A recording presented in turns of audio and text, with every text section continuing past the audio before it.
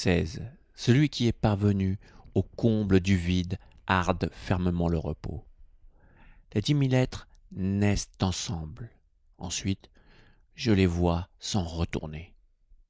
Après avoir été dans un état florissant, chacun d'eux revient à son origine.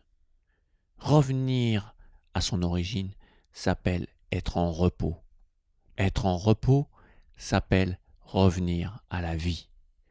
Revenir à la vie s'appelle être constant. Savoir être constant s'appelle être éclairé.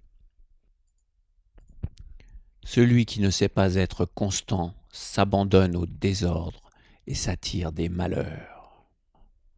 Celui qui sait être constant a une âme large.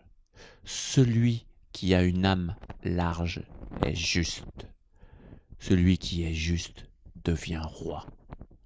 Celui qui est roi s'associe au ciel. Celui qui s'associe au ciel imite le Tao. Celui qui imite le Tao subsiste longtemps, jusqu'à la fin de sa vie. Il n'est exposé à aucun danger.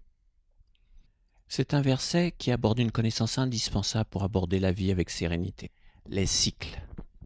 Comme je vous l'ai déjà dit dans un des versets précédents, les 10 000 êtres sont les êtres humains.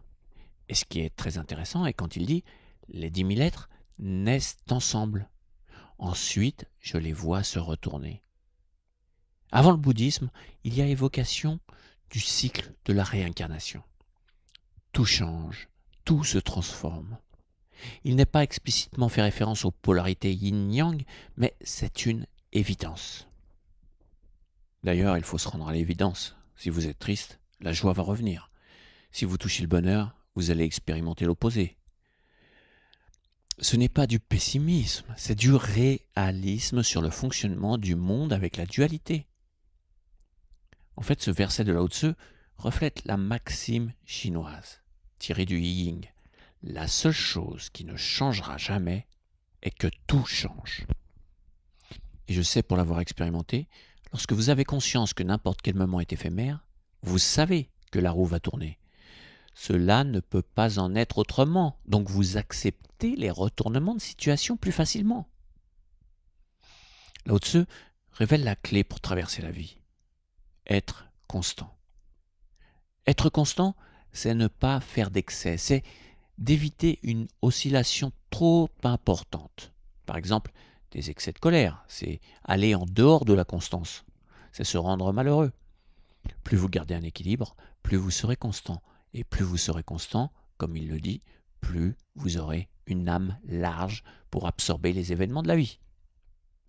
Vous êtes un peu comme un funambule. Vous essayez de rester sur la corde en essayant de rectifier les pertes d'équilibre pour ne pas tomber. Et il insiste sur le fait que votre véritable origine est le repos.